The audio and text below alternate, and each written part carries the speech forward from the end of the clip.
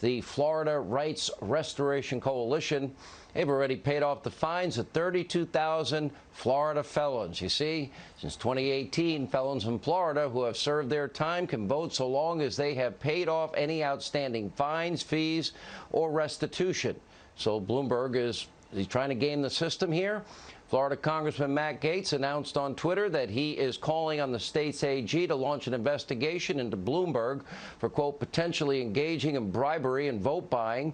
Meanwhile, in North Carolina, election officials are giving residents up to 9 days after Election Day to count their absentee ballots so long as they are postmarked on Election Day, November the 3rd. Here with reaction, he also has a brand new book out.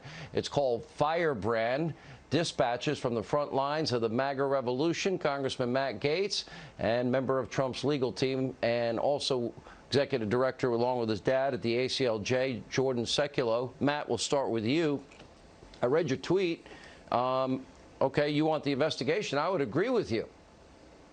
In the moments before the show, Sean, I spoke to Florida Attorney General Ashley Moody. She says she is all over this. In fact, I believe there may be a criminal investigation already underway of the Bloomberg-connected activities in Florida.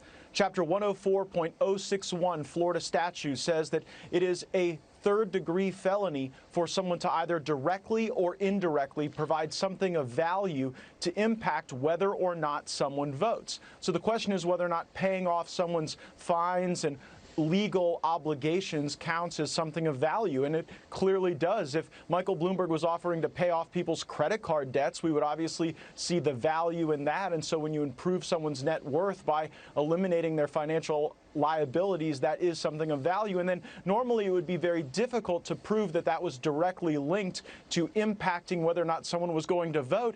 But they literally wrote their own admission, Sean, in this document that they used to go fundraise from other people. They said the precise purpose of this fund was to unlock a portion of the black vote in Florida that they believed would go 90 to 95% for Joe Biden. So in this case, I think they've written their own admission. The law is clear. This is something of value. And I am encouraged after my conversation with the Attorney General. I hope we have good law enforcement all over the country looking for the cheating and the tricks that these Democrats are going to try in this election, because I'm starting to get the sense they know Donald Trump's going to win it on Election Day. Certainly, Jordan, I agree with Matt Gaetz. It's a thing of value, and clearly they've written what their motivation is and what their plan is and what their hope is if they bail you out of your fines or restitution.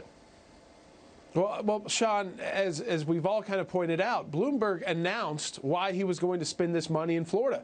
It was to beat Donald Trump in Florida. And so some of this money is going to bribe people to try and get them to vote a certain way.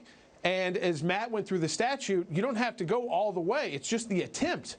The attempt alone is a crime. So the Attorney General Moody there I'm glad that Congressman Gaetz is in contact with her. We're seeing this across the country. Sean, we're handling, and there's different law firms, but as we represent the president, 10 cases like this where literally it's the Democrat Party and their allies like Bloomberg trying to steal this election and cause chaos on election night, Jordan, like you mentioned, Sekulow, in North Carolina. Has Mayor Bloomberg now put himself from your legal perspective in jeopardy, legal jeopardy? He has potentially put himself in legal jeopardy. He's got the Florida Attorney General. He's got Congressman Gaetz. He's got people. He's got statutes that look like they apply directly to this. And like the congressman said, he told people when he was fundraising for this why he was doing it, to get votes for Joe Biden. So right there is the criminal issue that Mayor Bloomberg is potentially going to face.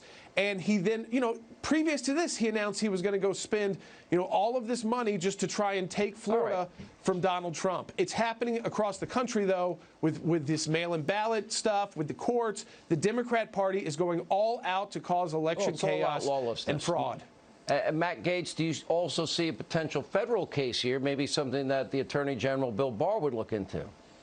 Well, state elections are typically managed by state election officers, but in this case, Florida actually has a RICO statute that mirrors the federal statute. So even if Michael Bloomberg is not directly involved in an exact bribe, under the state's RICO statute, the right hand doesn't always have to be connected to the left hand's activities, but if they're part of the same criminal enterprise, and if the underlying predicate criminal act is quite literally paying off someone's financial legal obligations, because you know if you do that, they will vote for Joe Biden. It is directly in the target of this statute. Fortunately, in Florida, we've got good law enforcement officers like Ashley Moody as the Attorney General who will pursue it. I worry about what Jordan said all around the country. I'm probably most worried about Pennsylvania. By the way, thank you both. Congratulations. We'll put it up again, the new book by Matt Gaetz, Firebrand. It's appropriately titled. I say that with all due affection. Dispatches from the front lines of the MAGA revolution.